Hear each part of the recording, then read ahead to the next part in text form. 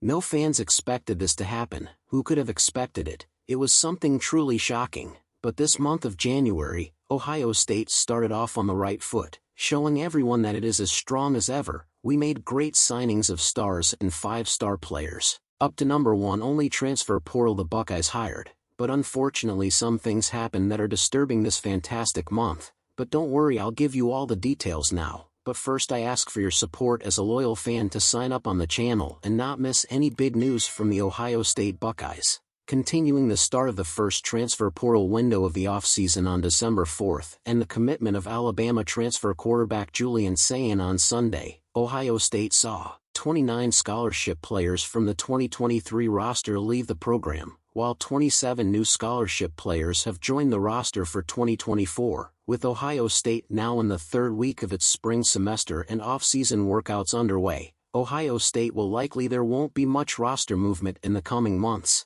With that in mind, Will Howard will likely replace McCord as Ohio State's starting quarterback after starting 27 games at Kansas State, giving the Buckeyes a seasoned veteran for 2024, Sayin and Air Noland give the Ohio State has 2 5-star quarterbacks from the class of 2024 who could be top candidates to compete for the Buckeyes starting job in 2025. Many consider the Ohio State football program to be one of the best schools for wide receivers, and with that, there have been a lot of really good schools recently. Let's see which ones are the best from the last 10 years or so. Marvin Harrison Jr. being voted the best player in college football by many people in the college football community. Marvin Harrison Jr. is certainly one of the best wide receivers of the last decade for Ohio State. He was runner-up for the Fred Biletnikoff Award in 2022. He actually won the award in 2023, and he was runner-up for the Heisman in 2023. Marvin Harrison Jr. made a ton of insane catches that seem impossible to do. He threw for 2,613 yards and 32 touchdowns during his entire time with the Buckeyes. He is currently predicted to be a top 5 draft pick.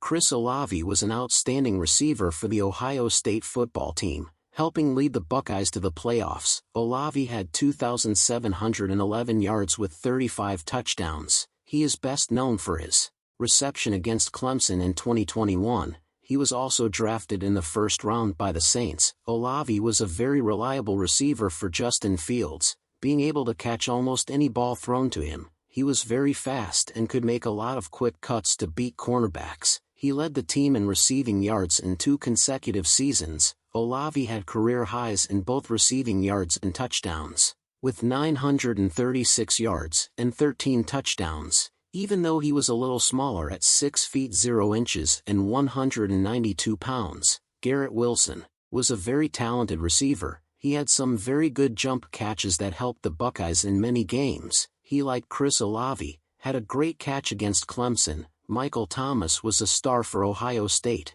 throwing for 1,602 yards and 18 touchdowns. He was part of the 2014 National Championship winning team in 2015. He led the team in both receiving yards and receiving yards touchdowns. Michael Thomas is now playing in the NFL for the Saints, where some might say he has been a star. Before I finish, I wanted to know your opinion on this news. Leave your opinion in the comments below. Until next time, let's go Ohio State.